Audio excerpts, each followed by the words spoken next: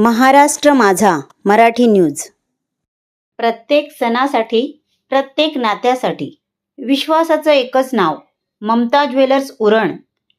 शुद्ध सोनं, सुंदर दागिने, ममता ज्वेलर्स. पनवेल महानगरपालिका सार्वत्रिक निवडणूक 2026 या स्थानिक स्वराज्य संस्थेच्या निवडणुकीमध्ये वंचित बहुजन आघाडीकडून प्रभाग क्रमांक 17 चे अधिकृत उमेदवार श्री शंकर मारुती वायदंडे यांनी महाराष्ट्र माझा मराठी न्यूज या चॅनलला दिलेल्या मुलाखतीत सांगितले, नवीन पनवेल येथील झोपडपट्टी पुनर्वसन आणि सिडको भागातील विकास हे करण्यासाठीच मी निवडणुकीला उभा आहे. पाहूया सविस्तर बातमी. दादा नमस्कार. आज पनवेल महानगरपालिकेच्या ज्या निवडणुका चालू आहेत, आपण प्रभाग क्रमांक 17 मधून आपण निवडणूक लढवत आहे व वंचित बहुजन आघाडीतर्फे आपण उमेदवारी स्वीकारलेली आहे. दादा, आपण ज्यावेळी प्रचाराला जाता, म्हणजे प्रचार तर तुमचा धूमधडाक्यात सुरू झालेला आहे, ज्यावेळी तुम्ही जनतेकडे जाता प्रचाराला, त्यावेळी तुम्हाला कसा प्रतिसाद असतो जनतेचा? नमस्कार सर्वांना, क्रांतिकारी जय भीम. आज पनवेल महानगरपालिका निवडणूकमध्ये वंचित बहुजन आघाडी या पक्षातर्फे मला उमेदवारी मिळाली असून मी प्रभाग क्रमांक 17 चा उमेदवार शंकर मारुती वायदंडे आपल्या सर्वांचं आभार मानतो की कारण की ज्या प्रकारे प्रचार यात्रा चालू आहे या प्रचारामध्ये मला संपूर्ण प्रभागामधून चांगला प्रतिसाद मिळत असून गोरगरिबांचे विषय घेऊन आम्ही या निवडणुकीमध्ये आलो असून या प्रभागातील मूलभूत प्रश्न सोडवण्यासाठी जे गटारे, पाणी आणि झोपडपट्टी पुनर्वसन या विषयावरती मी ही निवडणूक लढवत आहे. आणि या प्रभागामध्ये अद्याप कोणतेही काम झालेले नाही, कारण की प्रभागाचा विकास करण्यासाठी जे नगरसेवकांनी काम करायला पाहिजे होतं, महानगरपालिका झाल्यानंतर जे काम व्हायला पाहिजे होतं ते अद्याप नगरसेवकांनी मांडले नाही. आणि या प्रभागाचे नगरसेवक या 5 वर्षाच्या कालखंडामध्ये आपल्या प्रभागामध्ये फिरलेच नाहीत आणि आम्ही प्रश्न वेळोवेळी आमच्या पत्रकारितेमधून मांडत आलेलो आहे आणि सामाजिक संस्थेच्या माध्यमातून वेळोवेळी केलेलं आहे. कोरोना काळामध्ये सुद्धा आम्ही कामं केली, त्याच्यानंतरही आमचं सातत्याने काम करावं. गोरगरिबांसाठी ॲम्ब्युलन्स असो की जी सेवा पाहिजे, आरोग्य शिबिर असो, असे बरेचसे कामं आम्ही केलेले आहेत. त्याचबरोबर झोपडपट्ट्यांचे प्रश्नही आम्ही सिडको, महानगरपालिका, आमदार प्रशांत ठाकूर सर्व स्तरामध्ये आम्ही मांडलेले आहेत. याचबरोबर पनवेल मधील जी काही जनता आहे या सुज्ञ आहे, कारण की यांना माहित आहे नुसतं राजकारण चालू आहे आणि या राजकारणाला ते कंटाळलेले आहे आणि कंटाळलेला असून त्यांना एक नवीन आश्वासन आपला माणूस पाहिजे आणि आपला माणूस हा पत्रकार शंकर वायदंडे त्यांना मिळाल्यामुळे मला जनतेने उभं केलेलं आहे. कारण आपण पत्रकारिता करताना आपलं लक्ष राजकारणाकडे नसतं. राजकारणात येण्यामागचं कारणच की या ठिकाणचे या प्रभागाचा विकास होत नाही. या प्रभागामधील जे महत्वाचे मूलभूत प्रश्न आहेत ते तसे राहिलेले आहेत. ए टाईप सारख्या ठिकाणी पाणी एकदम गढूळ पाणी यांना मिळत आहे. ह्या पाण्याचा प्रश्न पाईपलाईन टाकणं हे पहिलं व्हायला पाहिजे होतं. पूरग्रस्त आला, ज्यावेळेस पूरग्रस्त स्थिती इथे निर्माण होत आहे, पाऊस पडला का या ठिकाणी नवीन पनवेल अबोधा बँकच्या समोर त्या ठिकाणी मोठ्या पूरस्थिती निर्माण होते. या कसल्याही प्रकारचं गटाराचे नियोजन नाही. त्यामुळे या ठिकाणी कंपल्सरी विकास हा होणं गरजेचं आहे. या विकासामुळेच मी या प्रभागाचा उमेदवारी घेतलेली आहे आणि नक्कीच मला ज्या प्रकारे झोपडपट्टी भागातून ज्या प्रकारे मिळतोय, जवळजवळ 90% 100% मला झोपडपट्टी भागातून पाठिंबा आहे आणि त्याचबरोबर त्यापेक्षा दुप्पट पाठिंबा मला चांगला सिडको कॉलनीतून आहे. कारण की त्यांना माहित आहे हे आताचे जे नगरसेवक आहेत हे कोणत्याच कामच करणार. विशेषतः प्रकाश बिनेतर हे आमचे आताचे प्रमुख विरोधक आहे आणि यांनी कोणत्याही प्रकारचं काम केलं नाही. जनतेनं जे काम आम्ही त्यांना निवडून दिलेलं की कामं करण्यासाठी, त्यांनी ते काम केले नसल्यामुळे आम्ही स्वतः या रिंगणात उतरलेलो आहे. आणि ही निवडणूक माझ्यासाठी एकदम महत्वाची आहे, कारण की माझ्यासाठी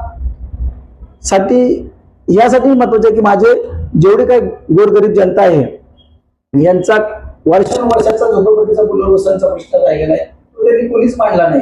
आणि हे आम्ही झोपडपट्टी पुनर्वसन आणि सिडको भागातील विकास करण्यासाठी आम्ही या प्रभागाची उमेदवारी घेतलेली आहे. त्यामुळे सर्व जनतेला माझं आव्हान आहे की वंचित बहुजन आघाडीच्या माझा पहिल्याच मशीनवरती 4 नंबरला गॅस सिलेंडर हे बटन दाबून बहुसंख्य मतांनी विजय करावं हीच माझी नम्र विनंती. जय हिंद, जय महाराष्ट्र, जय भीम. तर आता एक आंतरराष्ट्रीय विमानतळ इथे आपला उडान झालेला आहे. या विमानतळामध्ये तरुण पिढी कशी कामाला लागेल याच्याकडे जास्ती फोकस करणार आहेत आपण निवडून आल्यानंतर. तर आपण नवीन पिढीला ही चालना देणार का? आपल्या रायगडचे भाग्यविधाते स्वर्गीय दिबा पाटील साहेब यांचं नाव प्रथमतः विमानतळावर द्यावे ही आमच्या सर्व पत्रकारांची मागणी होती. आणि या मागणीमध्ये आम्ही एकत्रितकरणाच्या समितीमध्ये सदस्य होतो आणि यासाठी आम्ही दिल्ली वारी केली. पुन्हा आपले मंत्री विमान मंत्री यांच्याकडे मुरली मोहोळ यांच्याकडेही जाऊन आलो. प्रत्येक स्तराकडे जाऊन आलो. रामदास आठवले साहेबांकडेही जाऊन आलो जेणेकरून दिबा पाटील यांचं नाव या आंतरराष्ट्रीय विमानतळाला मिळावं ही आमच्या सर्वांची पहिल्यापासूनची मागणी आहे. त्याचबरोबर या विमानतळावरती तरुणांना नोकऱ्या चांगल्या मिळाव्या त्या. कारण काय नुसत्या नोकऱ्या चतुर्थ श्रेणीचे मिळत आहे. यामध्ये चांगले स्किल डेव्हलप करून या चांगल्या नोकऱ्या मिळाव्या त्या हे आम्ही प्रयत्न करणार आहोत. त्याचबरोबर महिला भगिनींना रोजगार चांगला मिळावा त्यांना सक्षम करण्यासाठी ज्या सरकारच्या योजना असतील त्या राबवण्यासाठी आम्ही प्रयत्न करणार आहोत. त्यानंतर जे बाल कामगार आहेत ते बंद होऊन त्या मुलांना चांगल्या प्रकारे शिक्षण मिळेल त्या शिक्षणावरती आम्ही जोर देणार आहेत. असं आम्ही RTA मधून बऱ्याचशा मुलांना ऍडमिशन दिलेले आहेत. RTA फॉर्म भरण्यासाठी आम्ही मदत करत असतो. तर येत्या काळामध्ये शिक्षणाचा दर्जा वाढवण्यासाठी महानगरपालिकेमध्ये जाऊन पालिकेच्या शाळेतून उच्चस्तरीय चांगलं शिक्षण मिळावं हे आम्ही प्रयत्न करणार आहोत. साहेब, तुम्ही ज्येष्ठ पत्रकार आहात आणि महाराष्ट्र रायगड सम्राट वृत्तपत्राचे तुम्ही संपादक आणि न्यूज चॅनलचे पण तुम्ही संपादक आहात. मग तुमचं एकदम व्यवस्थित सर्व चाललेलं असताना तुम्ही अचानक राजकारणाकडे का वळलात? मी पत्रकार हा आहेच, पण पत्रकार असताना सुद्धा मी समाजसेवेच्या कार्यामध्ये सुद्धा आहे. त्या पंचशील नगर रहिवासी सामाजिक संस्थेचा अध्यक्ष आहे. यावेळेस या पंचशील नगर अद्याप शासनाकडे रजिस्ट्रेशन होतं. त्या रजिस्ट्रेशनचं आम्ही पूर्ण काम केलं. शासन दरबारी ही झोपडपट्टी रजिस्ट्रेशन होती ते 2020 ला आम्ही केली. त्याच्यानंतर कोरोना काळामध्ये आम्ही अन्नधान्य वाटप केलं, सॅनिटायझर केलं पूर्ण झोपडपट्ट्या. त्याचबरोबर इथल्या गोरगरिबांना अंत्यविधीसाठी मोफत अँब्युलन्स सेवा चालू केली. आरोग्य सेवाचा मोफत आरोग्य शिबिर घेत आहोत. आणि त्याचबरोबर इतर ही करत असता या नगरसेवकांनी जे काम करायला पाहिजे होतं ते नगरसेवक आमच्याकडे 5 वर्ष कधी फिरत नाहीत. अहो सांग कोरोना काळामध्ये पाव किलो धान्य सुद्धा त्यांनी कोणत्या वेळेला दिलं नाही. त्या काळी आम्ही नगरसेवक नसताना समाजसेवक म्हणून या जनतेला अन्नछत्र चालू केलेलं होतं. आणि यामध्ये सर्व नागरिकांचा हात आहे. या पंचशील नगर असो, आदेश सर्कल झोपडपट्टी असो, बस स्टँड असो, ज्यांना गरज लागली त्यांना आम्ही मदत केली. आणि माझ्याकडे कोरोना काळात पत्रकारिता कार्ड असल्यामुळे ज्या लोकांना भाजीपाला दूध वगैरे जे लागत होतं ते आम्ही सप्लाय केलं. अजून ह्युमन राईट सारख्या ज्या संस्था आहेत जे लोकांना मदत करत होत्या अन्नधान्याच्या, तर त्यांच्या माध्यमातून आम्ही धान्य घेऊन ज्यांना गरजू गरीब लोक होते त्या लोकांना आम्ही ते अन्नधान्य पोहोचवण्याचं काम केलं. हे काम करत असता यावेळेस आम्हाला राजकारणात येण्यामागचं कारण काय की नगरसेवक कोणत्याही प्रकारचं काम करत नाहीत. वार्डामध्ये प्रभागामध्ये अद्याप फिरकत नाहीत. आणि प्रभागाची स्थिती अशी झालेली आहे की कोण त्याला वाली नाही. नुसतं राजकारण पैशावरती चालू आहे.